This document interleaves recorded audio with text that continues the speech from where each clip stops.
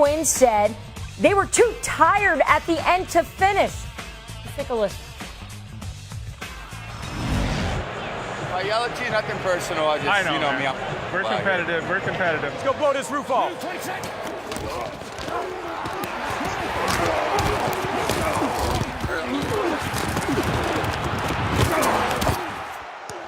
And here comes Freeman running laterally. He goes over the tackle. Yeah! Dives and falls into the end zone. Touchdown Atlanta.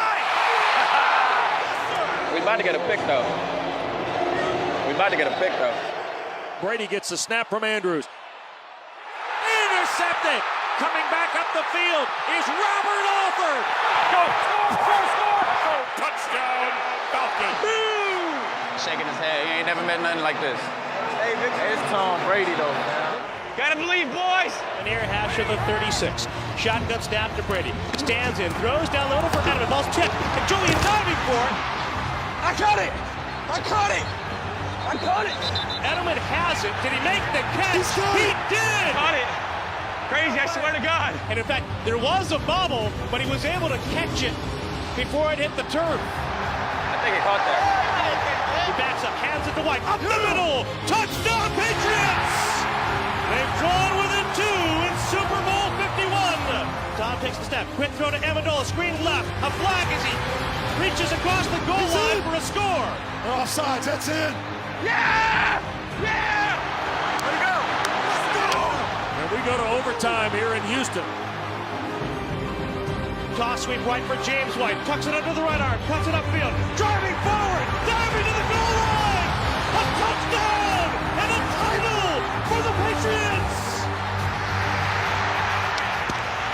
What is this? I don't know. They gotta review it.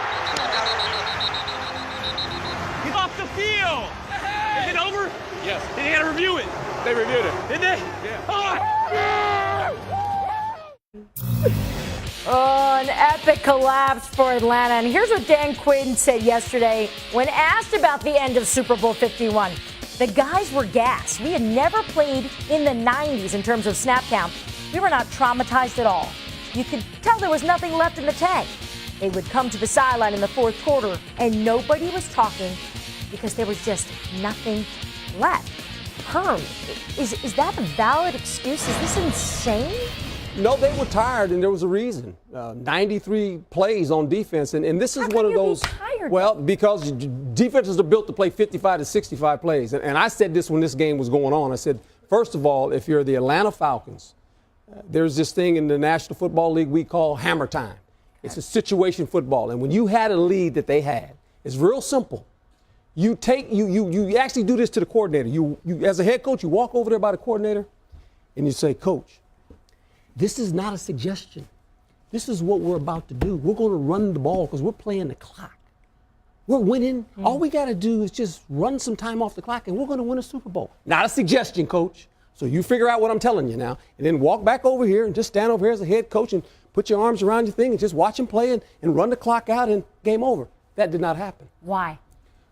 Because they were worried about scoring points. They got into the mode of what their offense is, this high-flying offense, rather than Playing the situation. Play the situation, the game. You're winning the game. Control the game. Let the big guys like Damian block those guys and knock them off the ball and just run the ball. See, and this is just for the casual fan.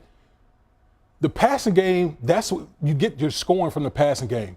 The running game is how you finish a game. I think that's where the Atlanta Falcons, where they didn't recognize the situation, run the ball and finish the game out, take away possessions from the Patriots, and you wouldn't be in this predicament. You throw to score. You run to win. You run to finish the game out. Simple formula. Does Dan Quinn deserve some of this blame? People were very, very critical of the play calling from Kyle Shanahan. Where is Dan Quinn's responsibility in this, Herm? Well, his responsibility is when the game is being played, you as the head coach, you get to veto everything.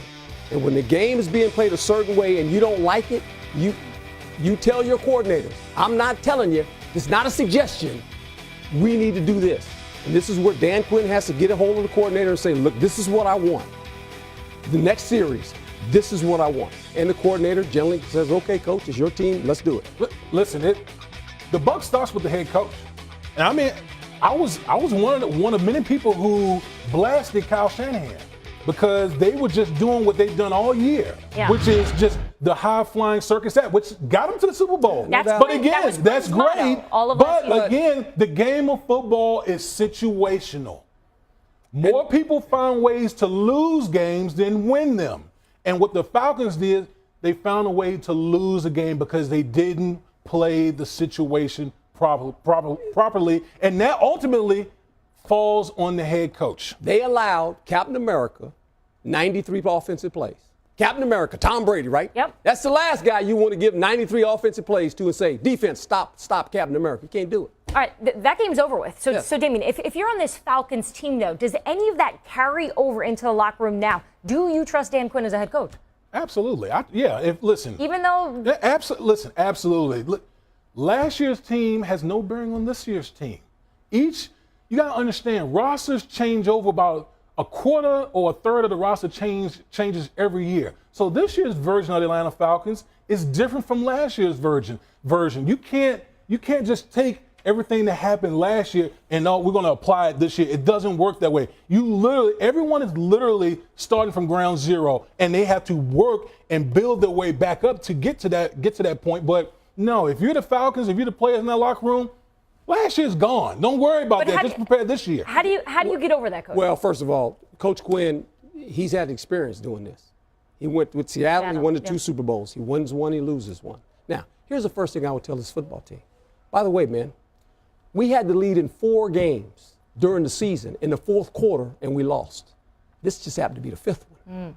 We got to find our way to finish games. I got to help you do that as a head coach. That's the first thing I'm going to tell him. As a head coach, that's on me. Finishing games, I know how to get that done. Yeah. You got to help me now. If you're a player on the Atlanta Falcons, you got to look at yourself in the mirror and go, let me see something now.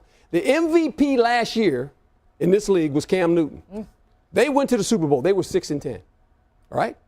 We don't want to be like the rest of the teams in this division that have gone to Super Bowls. And only one team the next year actually had a good record was the Saints, 11-5, and they lost to the wild card to Seattle.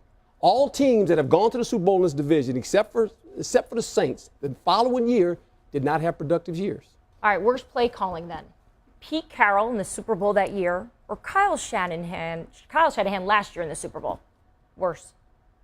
Worse decisions. I mean, first of all, they both had there were situations in the game where they can close the game out, and the head coach is responsible for that. Okay, I've been a head coach, and when that doesn't get done due to maybe not playing the game like you want it to be played. Eventually, it's on the head coach. The head coach says, look, we're in this situation. It's my job to allow us to win a game. I got to make a decision. I'm going to make this real easy. Yeah. Pete Carroll's was worse. Why? Because there's a difference here. See, with the Atlanta Falcons, it was a series. It was a series of situations that they failed. Whereas you're on the 1 yard line with beast mode in the backfield. Yeah. Give him the football. But you could also make the argument that it's worse for Dan Quinn because of numerous different mistakes versus just one. Look, I just listen. It's just hard. I'm on the 1 yard line. I got beast mode in the backfield. How hard is giving the ball on the 1 yard line? That's not different. Damien makes a great point because their whole philosophy in Seattle is run the football. They went against what they've been doing. The big guys will block. We'll run the ball. Where the Atlanta Falcons, they're high flying. Exactly. Right? They want to throw. They stuck, and maybe it backfired. Maybe that's how you can look at it. And here's the thing: his motto last year was fast and aggressive. This year, it's embrace the suck. That's their motto. They actually had wristbands on it. Look, you got to live with Luke. He won both of his. Okay, the Super Bowls he was involved in. I lost one, and I know how those guys are feeling.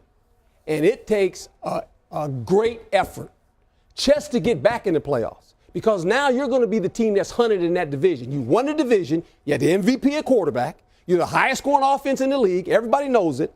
And when they play you, you have to have your A game now.